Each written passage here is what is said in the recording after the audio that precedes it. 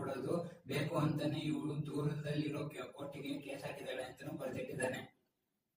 ಮತ್ತೆ ಅಲ್ಲಿನ ಜಡ್ಜು ಹೆಣ್ಮಕ್ಳಿಗೊಂಥರ ಗಂಡ್ಮಕ್ಳಿಗೊಂಥರ ಆದ್ರೆ ಪಕ್ಷಪಾತ ಮಾಡ್ತಾರೆ ಅಂತಾನು ಬರ್ದಿಟ್ಟಿದ್ದಾರೆ.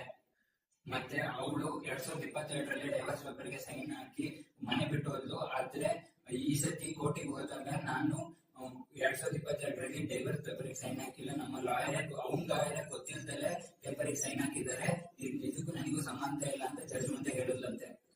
ಅಷ್ಟೇ ಅಲ್ದಲೆ ಇವಳು ಹೇಳಿದ್ದು ಸರಿನ ತಪ್ಪ ಅಂತಾನೆ ಜಡ್ಜ್ ಮಾಡ್ದಲೆ ನೋಡ್ದಲೆ ಪ್ರೂಫ್ ಇಲ್ದಲೆ ಜಡ್ಜ್ ಕೂಡ ಇದನ್ನ ಒಪ್ಕೊಂತಾರೆ. ಆಮೇಲೆ ಅವ್ರ ಕಡೆ ಜಡ್ಜ್ ಅವಳು ಇಟ್ಕೊಂಡಿದ್ಲಲ್ಲ ಅವ್ರ ಜಡ್ಜು 3,000-4,000 ಕಿತ್ಕೊಂತಿದ್ರಂತೆ.